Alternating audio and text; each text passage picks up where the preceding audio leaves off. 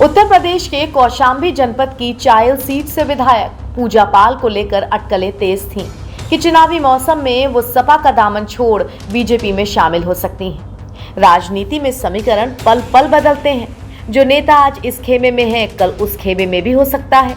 और इस वक्त तो बीजेपी में बम्पर भर्तियां चल रही हैं। निर्दलीय का भी स्वागत है और अगर विपक्षी खेमे से हैं तो डबल स्वागत है।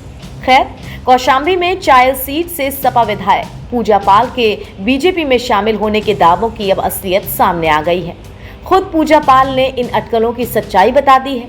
चर्चा थी कि पूजा पाल सपा से रिश्ते तोड़कर इसी हफ्ते बीजेपी में शामिल हो सकती हैं, लेकिन अब चायल विधायक ने साफ कर दिया है कि वो किसी भी पार्टी में नहीं जा रही।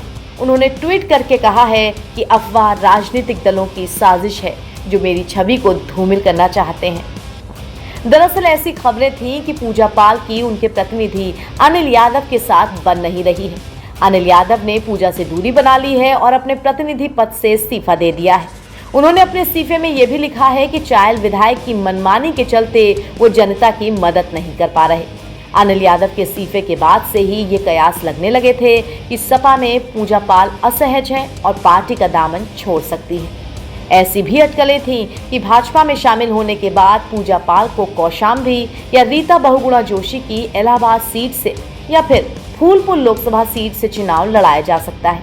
हालांकि इन सभी अटकलों पर तब विराम लग गया जब पूजा पाल ने खुद ट्वीट कर इसे विरोधी दलों की साजिश बता दिया। पूजा पाल ने ट्वीट किया, सोशल मीडिया पर चलाई जाने वाली खबरें असत्य और बेबुनियाद हैं। मैं किसी पार्टी में नहीं जा रही हूँ। ये सब राजनीतिक दलों की साजिश है। पूजा पाल आगे अपने ट्वीट में लिखती हैं, मैं समाजवादी पार्टी में ही हूँ। ये मेरी छवि को लोगों के बीच धूमिल करने का प्रयास है।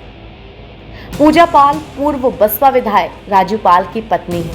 साल 2005 में दोनों की शादी के 9 दिन बाद ही राजू पाल की गोली मारकर हत्या कर दी गई थी। इस हत्याकांड में अतीक अहमद और अशरफ का नाम सामने आया था। मामले में उमेश पाल गवाह था, जिसकी भी हत्या अतीक गैंग ने कर दी। बाद में अतीक और अशरफ की भी हत्या हो गई। राजू पाल की हत्या के बाद बसपा ने पूजा पाल को टिकट देकर चुनाव लड़वाया था। इस चुनाव में वो विजयी हुई और इलाहाबाद शहर पश्चिमी सीट से विधायक बनी, लेकिन इसके बाद वो सपा में शामिल हो गई और फिलहाल कौशाम्बी में चायल सीट से विधायक है। हालांकि पूजा पाल ने खुद ट्वीट कर बीजेपी में जाने की अपनी सारी अटकलों पर विराम लगा दिया है, मगर राजनीति में दरवाजे हमेशा ही खुले रहते हैं। हाँ, वो बात अलग है कि नेता लोग उसमें एंट्री ज्यादातर चुनाव के वक्त ही करते हैं। NBT ऑनलाइन की रिपोर्ट।